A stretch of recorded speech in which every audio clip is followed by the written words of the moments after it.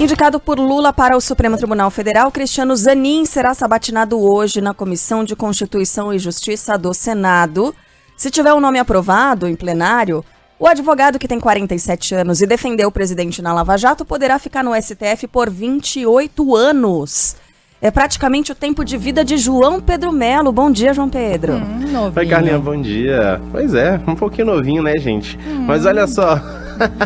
Essa questão da sabatina, ela é uma das etapas obrigatórias para que Zanin assuma essa vaga que foi aberta com a aposentadoria do ministro Ricardo Lewandowski.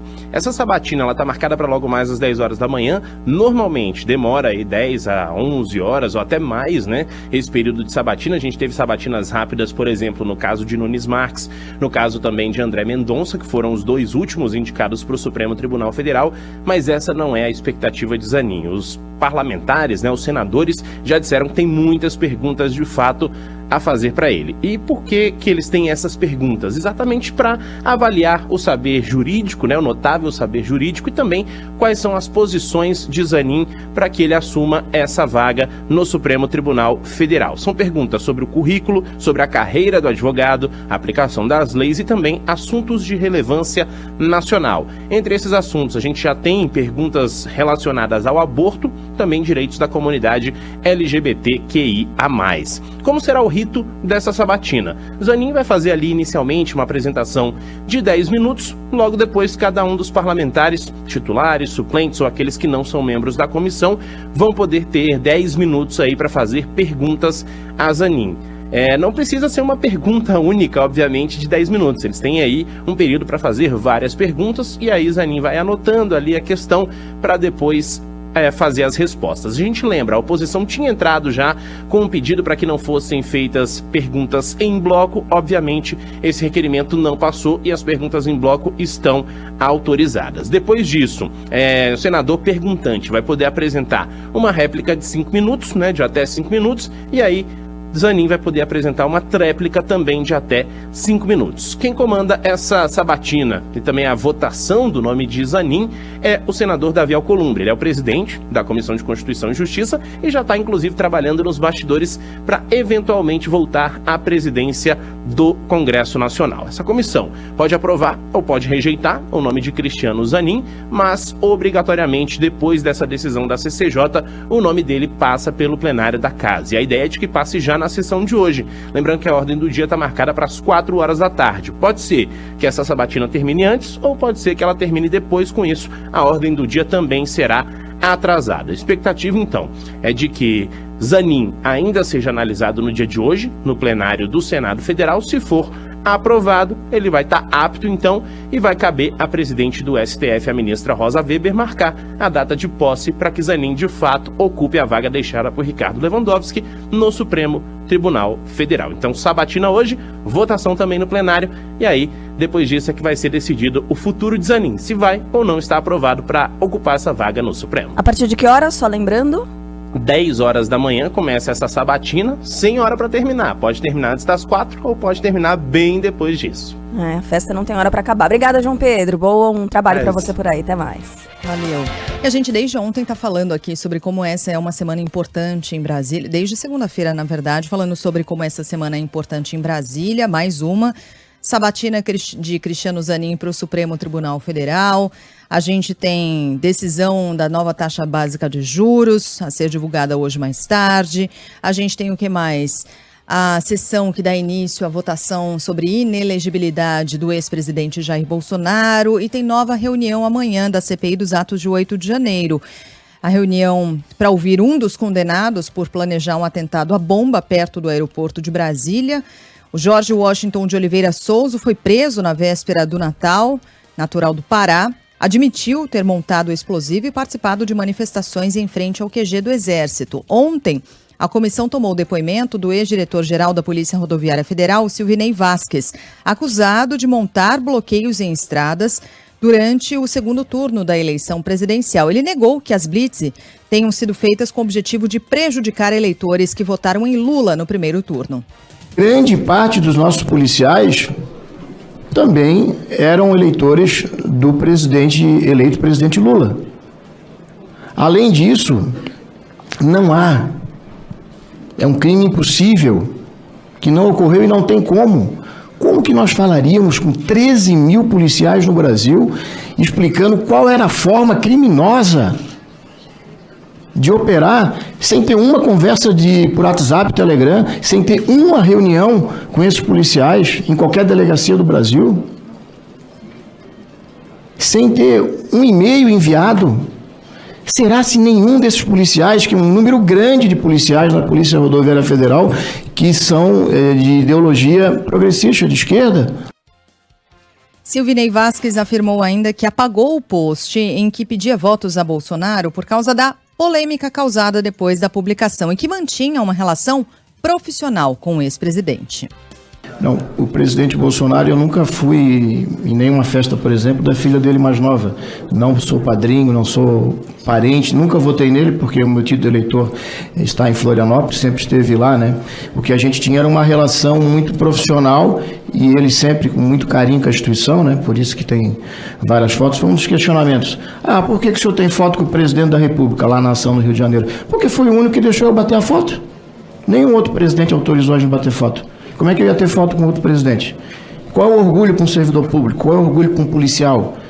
Quem é o presidente? É o maior comandante das polícias? Qualquer presidente, o atual também é. Todos foram. Então é um orgulho para a gente levar uma foto com o presidente. A gente se emociona. Só que, infelizmente, ele foi o único que dava essa autorização. Por isso que eu tinha foto com ele. A relação com ele era muito profissional. Em algumas vezes ele me ligou. E durante a sessão teve bate-boca? Sempre tem, né? Sempre tem. Dessa vez, quando a relatora da CPMI, a senadora Elisiane Gama, foi interrompida pelo deputado Éder Mauro, que não integra a comissão. E nem vou aceitar que parlamentar nenhum aqui tente cessear minha voz. Deputado Vossa Excelência nem é integrante desta comissão. Então, simplesmente se cale. Se cale, porque neste momento, quem está falando aqui é a relatoria da comissão e eu não vou aceitar nem você nem ninguém. Vai gritar em outro lugar, aqui não, deputado. Vai gritar em outro lugar, aqui não. Respeite esta comissão. Cale sua boca. Respeite a comissão. Cale a boca. Presidente, eu não vou aceitar isso aqui na comissão. Cale a boca você, deputada Elisiane. Vossa Excelência, eu não vou me submeter a esse tipo de agressão aqui na comissão. Tenha paciência. Cale a boca você. Os trabalhos estão suspensos pelo prazo de 5 minutos. Rapaz! Então. Além do depoimento de Silvinei Vasquez, a CPMI aprovou a convocação do ex-ministro do Gabinete de Segurança Institucional de Lula, general Gonçalves Dias, e ainda do coronel do Exército, Jean Lavande Júnior, que aparece trocando mensagens sobre um suposto plano de golpe com o ex-ajudante de ordens de Jair Bolsonaro, o Mauro Cid. Vou deixar de lado essa baixaria aí, até porque haverá outras, né? Aparentemente são elas que vão dar o norte e a linha condutora dessa CPMI dos atos golpistas. Queria falar sobre uma entrevista hoje que foi dada à repórter Mônica Gogliano no Estadão. Entrevista do general Fernando José Santana Soares e Silva, que tem um nome comprido e um cargo importante. Ele é o chefe do Estado-Maior da Força Terrestre, o segundo homem na linha de comando do Exército Brasileiro.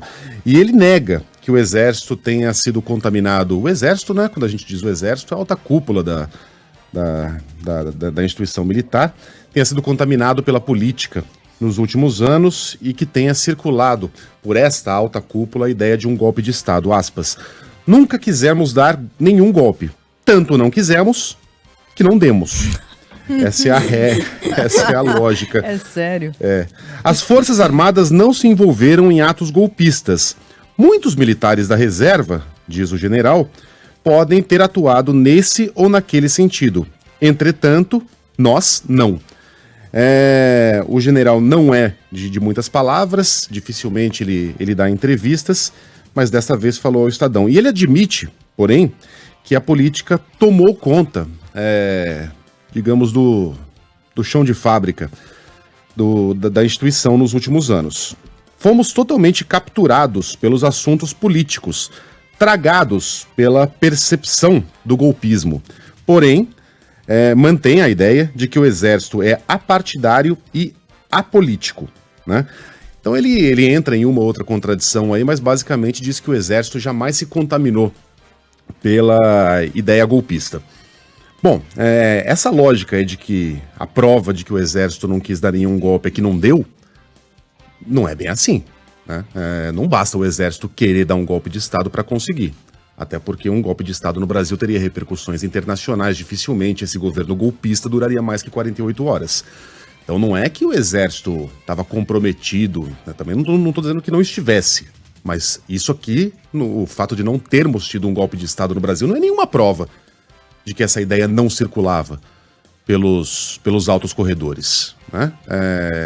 Como também não é nenhuma prova de que o presidente Jair Bolsonaro, então presidente, conspirava pelo golpismo, o fato de ele não ter dado a ordem ao Exército para que agisse, né?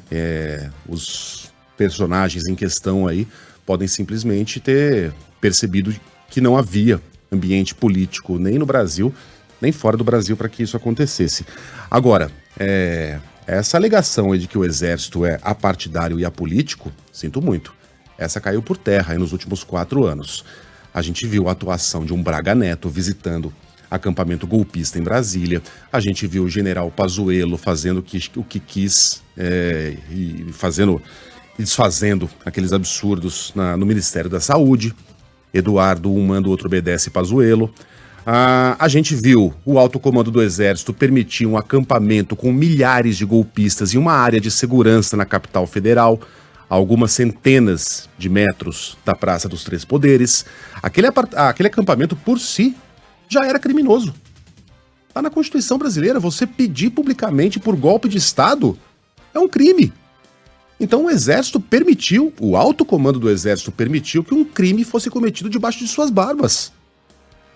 Eu não gosto de comentar sobre o que não aconteceu, mas o Exército deixaria que o MST acampasse ali na entrada do seu principal quartel-general durante semanas? Pois permitiu que esses golpistas fizessem o que fizeram e deu no que deu. Então não me venha dizer que não houve contaminação política no Exército Brasileiro, porque houve. A instituição teve a sua imagem seriamente comprometida e seriamente manchada pelas atitudes que tomou e pelas atitudes que deixou de tomar nesses últimos 4 anos, jogando fora um trabalho de décadas de recuperação da imagem do Exército. A gente já não pensava mais nos generais como aqueles caras truculentos de óculos escuros, desligando o microfone de repórter, mandando prender, mandando soltar. Agora a gente voltou a desconfiar desses homens com 4 estrelas nos ombros. E vai ser um longo trabalho até que essa confiança seja totalmente retomada. Você falou de Braga Neto visitando acampamentos golpistas. Braga Neto, que foi candidato a vice na chapa de Jair Bolsonaro, né? O maior recibo que poderia ser passado. Bom, mudando de assunto, a Comissão de Assuntos Econômicos do Senado adia para hoje a votação do projeto das novas regras fiscais, não é, Márcio Rocha? Conta tudo pra gente. A Comissão de Assuntos Econômicos do Senado deve analisar o projeto que trata das novas regras fiscais nesta quarta-feira, depois que o presidente do colegiado, o senador Vanderlan Cardoso, concedeu um pedido de vista coletivo de 24 horas para que os membros do colegiado tenham mais tempo para analisar o texto. Assim, a CAI volta a se reunir nesta quarta-feira para votar a proposta e o plenário deve analisar o projeto no mesmo dia. Como os senadores retiraram o Fundo Constitucional do Distrito Federal e o Fundo de Manutenção e Desenvolvimento da Educação Básica, o Fundeb, do texto original, o projeto, se for aprovado, precisa ainda ser analisado pela Câmara antes de ir para a sanção presidencial. O pedido de vista foi concedido depois da leitura do relatório do senador Omar Aziz, que trouxe mudanças em relação ao que foi aprovado pelos deputados.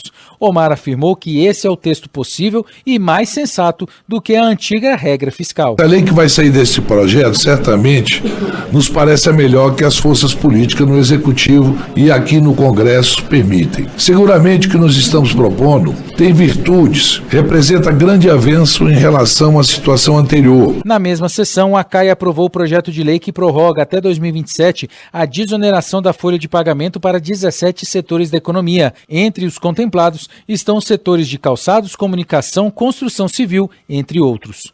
Bom, e sem a votação do novo marco fiscal, o Comitê de Política Monetária do Banco Central hoje anuncia nova taxa básica de juros, mas vamos lembrar que esse foi até aqui um dos argumentos utilizados pelo Copom para não baixar a taxa básica de juros. Falou, olha, a gente precisa entender exatamente que regra será essa, como será o novo marco fiscal, que regra vai ser essa que vai substituir o teto de gastos. E sem essa aprovação, olha, se a gente já estava achando que o Comitê de Política do Banco Central não reduziria a taxa básica de juros, tendo essa informação, é muito difícil hoje que o anúncio seja diferente desse, que é da expectativa de manutenção da taxa em 13,75% ao ano, o maior nível desde 2016, apesar de todas as pressões do governo, de boa parte do empresariado também. Para a professora de Economia do INSPER, Juliana Inhas, a redução dos juros só deve vir mesmo nas próximas reuniões do Copom. Segundo ela, o Banco Central ainda está considerando incertezas ligadas ao ambiente político. A gente ainda tem, nesse momento, alguns elementos de incerteza. Acho que um deles é que as taxas de juros futuras ainda estão elevadas por conta de uma possível incerteza, uma possível desconfiança ainda de qual vai ser o alcance, por exemplo, do marco fiscal, de uma eventual reforma tributária que ainda não está sendo tão debatida e ainda vai ter que ser discutida, vai ter que ser aprovada. Está aberta, uma nota aberta da Federação das Indústrias de São Paulo, informa que o momento é crucial e que o atual nível da Selic empobrece o país. De acordo com o economista-chefe da Fiesp, Igor Rocha, a queda na taxa básica de juros é essencial para a retomada ampla da economia. A Selic, num patamar mais adequado, em linha, sobretudo, com outros países emergentes, é condição fundamental para que o país possa recuperar o seu crescimento econômico. O último dado, referente ao PIB do primeiro trimestre, foi sem sombra de dúvida uma surpresa positiva, mas muito concentrada no agronegócio. Para que possamos ter um crescimento amplo e sustentável do país, é fundamental que a taxa de juros da economia caia o quanto antes. E depois da votação da nova regra fiscal, a meta do governo é tirar do papel a reforma tributária. O relatório feito pelo grupo de trabalho da Câmara prevê que 5 tributos sejam transformados em 2. Assim seria criado o chamado IVA dual ou IVA dual, se preferir. Ainda segundo a proposta, a cobrança do imposto passaria a ser feita no destino onde o produto é consumido e não mais na origem onde foi produzido. Ontem, em um seminário para discutir o projeto, o presidente da Câmara, Arthur Lira, prometeu aprovar o texto em breve. Isso pode nos dar, eu não tenho dúvidas disso, um fator agregador dessa discussão para que a gente tenha, na primeira semana de julho, se Deus quiser, um resultado positivo na Câmara dos Deputados e que esse possa seguir para o Senado Federal. Se passar na Câmara, o Senado espera concluir a votação da reforma tributária na volta do recesso em agosto. Após ordem de Lula, a Caixa Econômica Federal suspende a cobrança da tarifa em transações feitas via Pix por empresas que são clientes do banco. A medida passaria a valer no dia 19 de junho e não valeria para pessoas físicas e microempreendedores individuais. A taxa seria de 0,89% do valor das operações, com tarifa mínima de R$1 e máxima de R$130, dependendo da modalidade. Segundo a Caixa, a medida busca ampliar o prazo para que os clientes possam se adequar e receber amplo esclarecimento sobre o assunto. A instituição financeira alegou ainda que a decisão de cobrar pelo serviço estava definida desde o ano passado e não foi executada por questões técnicas. Mais cedo, o ministro da Casa Civil, Rui Costa, confirmou que Lula pediu a suspensão dessa cobrança. Foi pedido que suspendesse temporariamente até o presidente estar de volta semana que vem, para que isso seja avaliado com o presidente. Eu falei com a presidente da Caixa, ela me disse que todos os bancos, a informação que ela me passou, todos os bancos, sem exceção, segundo ela, já cobram essa taxa de empresas, de pessoas jurídicas. E o único banco, segundo ela, que não cobrava era a Caixa por questão técnica lá de tecnologia. Que resolvida a questão de tecnologia, ela não esperava que tivesse esse alcance e essa repercussão, a definição da Caixa em acompanhar, segundo ela, todos os outros bancos. Vamos aguardar o retorno do presidente para a gente avaliar essa medida, em que prazo tomar, em que condições tomar, isso será reavaliado. De acordo com o Banco Central, apenas pessoas físicas não podem ser cobradas pelo uso do Pix. O teto para o financiamento de imóveis pelo Minha Casa Minha Vida vai aumentar e a taxa de juros diminuir. Fala aí, Bruna Vale. O subsídio para habitação popular do Minha Casa Minha Vida terá um aumento e a taxa de juros para famílias de baixa renda sofrerá queda. As duas medidas foram anunciadas pelo Conselho Curador do FGTS. Dentre as novas alterações aprovadas está o subsídio para famílias de baixa renda nas faixas 1, com renda mensal de até R$ 2.640 e faixa 2 de até R$ 4.400. Para quem ganha até R$ 8.000, o valor do imóvel pode ser até de R$ 350 mil. Já a taxa de juros cobrada para as famílias com renda mensal de até R$ 2.000 passou de 4,25% para 4% ao ano. Para as regiões Norte e Nordeste, de 4,5% ao ano para 4,25% para as regiões Sudeste, Sul e Centro-Oeste. O governo decide adiar o início da venda de carros novos com desconto para empresas, incluindo as locadoras. Até 4 de julho, somente pessoas físicas podem comprar os veículos que fazem parte do programa. André Viana.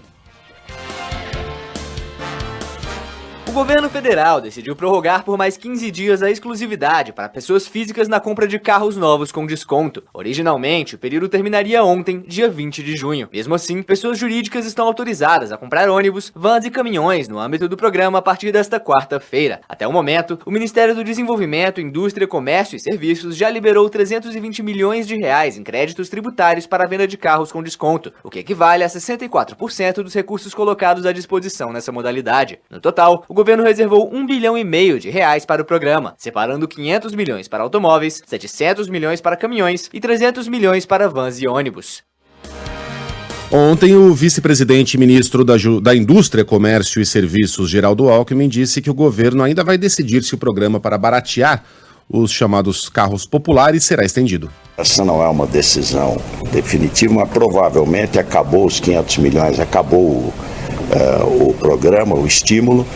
Vai continuar o do caminhão e do ônibus, porque esse é mais demorado, porque você tem que retirar da rua um caminhão antigo ou um ônibus antigo para renovar a frota. Mas essa é uma decisão um pouquinho mais à frente. Agora, o fato é que foi um sucesso e mostrou o seguinte: reduza um pouco a carga tributária que vende mais. Bom, vamos para outros destaques e agora destaques internacionais. Fluidos são captados durante as buscas pelo submersível que desapareceu em uma expedição ao Titanic. Destaque chega agora com o Arthur Coelho.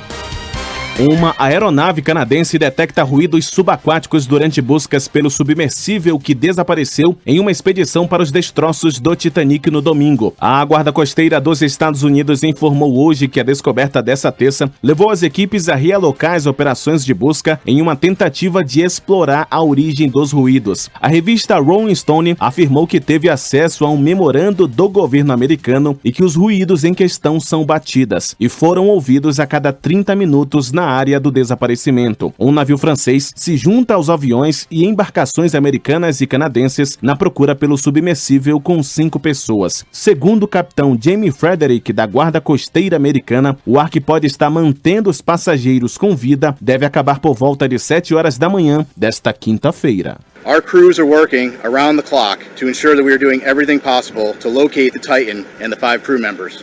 Os nossos homens estão trabalhando contra o relógio para assegurar que estejamos fazendo o possível para localizar o Titan e os 5 membros a bordo. Trata-se de uma operação muito complexa que requer toda a expertise e equipamentos apropriados. Juntos, somamos as nossas expertises necessárias para tentar solucionar esse problema extremamente complexo. Gente, é uma profundidade extrema, são 3.800 metros de profundidade. É aquele lugar lá dos peixes cegos, né? Aqueles personagens lá do Procurando Nemo, que tem a luz própria, aqueles peixes feiosos, transparentes, dentes afiados. Então, ontem eu ouvi a expressão, é a La Paz do multiverso, né? É o contrário. É uma cidade que tem 3.800 metros, 3.800 para baixo. É meio Everest. Uma loucura. Você imaginar que alguém possa estar lá, vivo, vendo esses peixes passando, vendo a esperança de resgate se esvaindo. Eu não sei vocês, mas essa história aí tem tirado meu sono. até alguns detalhes também, por exemplo, o nosso ouvinte Rigoberto, de Brasília, que foi nos conhecer lá, né, na nossa transmissão, ele está dizendo, olha, gente, não é estranho que nos dias de hoje um equipamento como esse não tenha sinalizador e não tenha GPS também, né, porque o jornalista que esteve nesse submersível, repórter da CBS, participou de uma das expedições e relatou alguns detalhes e algumas falhas, né? Por exemplo, não tem GPS debaixo d'água, ele diz, então o contato tem que ser feito por mensagens de texto, uma coisa super estranha mesmo, né? A gente, de fato, fica surpreso com essa informação, uma vez que todo mundo é localizado, né? Em qualquer parte do planeta hoje em dia, não tem como dar perdido em quase ninguém, né? E sim, é um equipamento de segurança, na minha opinião de leiga, é um equipamento básico e indispensável de segurança numa situação como essa, não, gente? Um localizador? Ainda que não haja a possibilidade de usar um GPS nos moldes que a gente utiliza na superfície, mesmo. Tem que ter uma solução, tem que ter uma alternativa. Lançar um negócio desse debaixo d'água sem nenhum tipo de localizador parece uma loucura. Tem outra coisa, mesmo que encontrem esse veículo, resgatá-lo não será tarefa fácil. Mergulhadores não podem... Não tem como você mergulhar numa profundidade dessas. O máximo que você consegue chegar é algumas centenas de metros. Aqueles mergulhadores preparadíssimos, 3.600, esquece. Equipamentos para retirar o veículo sem que ele seja danificado e sem que as pessoas que estão lá dentro se afoguem ou coisa parecida. Não há. A maioria dos Estados Unidos, para recuperar objetos no fundo do mar, usa um veículo que é operado remotamente e que consegue atingir altíssimas profundidades, até 6 quilômetros. Só que os navios que transportam esses veículos não se movem mais rápido do que 30 quilômetros por hora.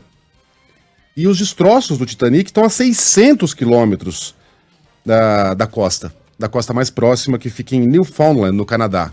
Então, demoraria dias para que esse veículo chegasse lá. Ou seja, mesmo que ele seja localizado, ninguém sabe como tirá-lo do fundo do mar se lá ele estiver. Né? Então é um problema a mais. O fato é que as horas estão passando e a situação vai se tornando cada vez mais dramática. Bom, a gente agora volta para o Brasil para falar, infelizmente, daquela situação no Paraná.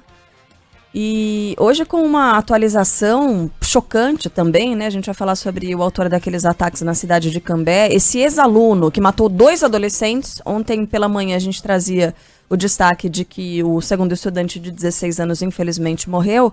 Pois esse ex-aluno que matou 2 adolescentes em uma escola de Cambé, no Paraná, é encontrado morto na cadeia. O destaque chega agora de Curitiba com Ângelo Spayer. O autor do ataque a tiros a uma escola pública de Cambé, no norte do Paraná, é encontrado morto na cadeia. Segundo informações preliminares, ele teria tirado a própria vida. O criminoso foi transferido ontem para o sistema prisional e o governo do Paraná ainda não se manifestou sobre o caso. Os dias seguintes ao atentado foram de homenagem às vítimas. Será sepultado logo mais às 10 horas da manhã o corpo de Luan Augusto, morto aos 16 anos. Ontem, um cortejo pela avenida principal de Cambé marcou a despedida a Caroline Alves, de 17 anos. As 2 vítimas eram namorados. A professora Alane Regina da Silva, que trabalha no colégio vítima do atentado, destaca a personalidade dócil de Carol e Luan. A Carol, um anjo de menina.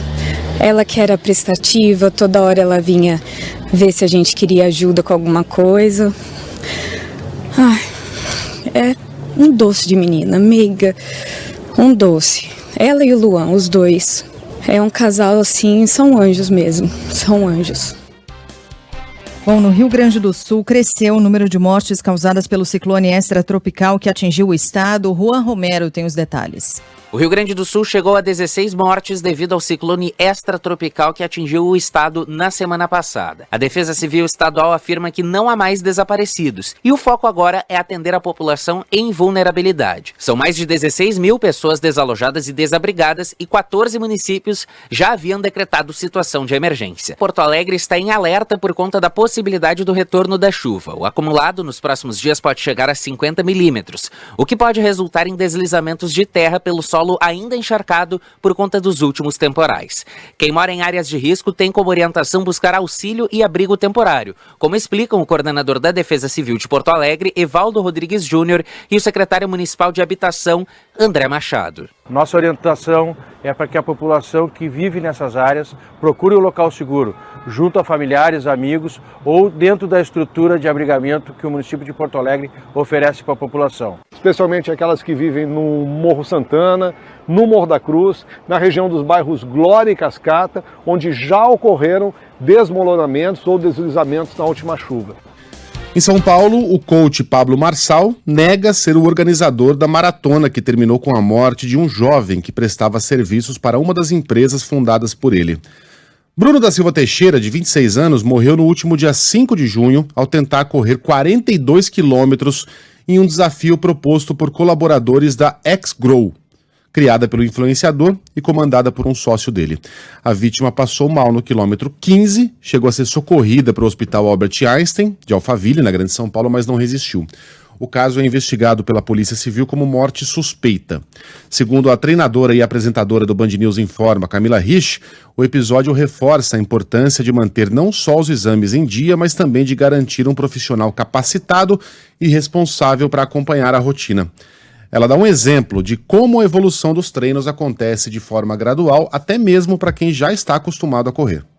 O aumento que a gente faz de uma semana para outra no volume de treino é em torno de 10 a 15% que a gente aumenta. Ou seja, se uma pessoa correu uma semana 20 quilômetros, na semana seguinte ela vai correr 22 quilômetros. Então uma pessoa que está treinada, que está vindo já com semanas de treino, com preparo, com acompanhamento, com alimentação. E aí você imagina uma pessoa que não está treinada para isso, não vem se preparando e se depara numa situação dessa. Obviamente que pode ter sido, e acontece sim, fatalidades, mas a gente tem que ser responsável e sempre tentar fazer as coisas da melhor maneira para não ter piores situações e prejuízos. É de uma estupidez você propor um desafio para uma pessoa que não está preparada a correr uma maratona, porque você pode, se você desejar, tudo você poderá fazer, você pode andar sobre a brasa, sobre vidro quebrado e pode correr uma maratona. O cara não conhece nem a origem da maratona, né? Que foi quando um soldado foi encarregado para ir de Maratona, cidade de Maratona, a Atenas, para informar sobre uma vitória dos gregos numa batalha contra os persas. Ele tinha que chegar o mais rápido possível, foi correndo, correu 42 quilômetros, entregou a mensagem e caiu morto. Então até na origem da maratona há uma morte. Não é brincadeira. E o Pablo Marçal é aquele cara que se aventurou a ser candidato à presidência, né, que já havia liderado um grupo lá numa expedição a uma mata em que o grupo se perdeu. Enfim, as aventuras desse cara dão tudo errado. Ele justificou em uma nota que o desafio, na verdade, se tratava de um treino entre amigos e que não havia um percurso definido. De acordo com ele, a maioria correu entre 15 e 20 quilômetros e, aí eu abro aspas de novo, infelizmente Bruno não teve a mesma sorte. Fecha aspas. Mais tarde a gente vai conversar ao vivo com a Camila Hirsch aqui no Band News São Paulo, né, na nossa programação para São Paulo. Se você tem dúvidas, por favor, mande para cá, para o nosso WhatsApp, né? A gente vai trazer mais detalhes sobre essa história. E o curioso é assistir as imagens, né? Porque quem está acompanhando pelo YouTube viu ali a imagem desse rapaz correndo, do Bruno da Silva, as imagens que foram feitas por ele mesmo, né? Uma selfie no celular, o celular colocado na vertical, ele ao lado de outra pessoa que está fazendo exatamente a mesma coisa. Eles estão correndo e se filmando. Quem pratica atividade física e está numa corrida que exige muito do corpo, se concentra naquilo que está fazendo para conseguir, primeiro, ter o melhor resultado, melhor performance, não se machucar, porque prestar atenção no que você está fazendo é fundamental para conseguir terminar inteiro uma prova dessa.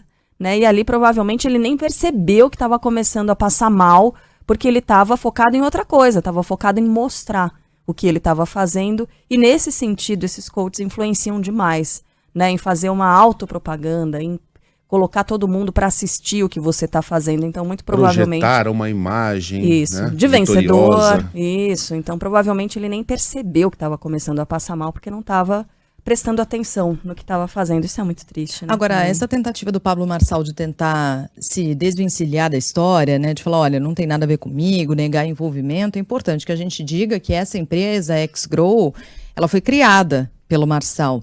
É comandada por um sócio dele, mas foi criada pelo Marçal desde que ele decidiu ser candidato à presidência da República no ano passado. E esses participantes, eles só souberam na hora que o desafio havia dobrado de 21 para 42 quilômetros, porque inicialmente eram 21 quilômetros. E aí, na hora em que começou, eles souberam que seriam 42 quilômetros. O Marçal não estava nesse grupo, mas sabia que haveria essa corrida. Então é isso, né? Ele vai tentar se distanciar da história, mas a real é que essa empresa e esse rapaz que infelizmente morreu era um prestador de serviço dessa empresa. Essa empresa foi criada, foi fundada pelo Marçal e ele tem um sócio, né? Esse sócio que comanda os negócios, principalmente isso foi necessário quando ele decidiu se lançar ali na disputa ao Palácio do Planalto.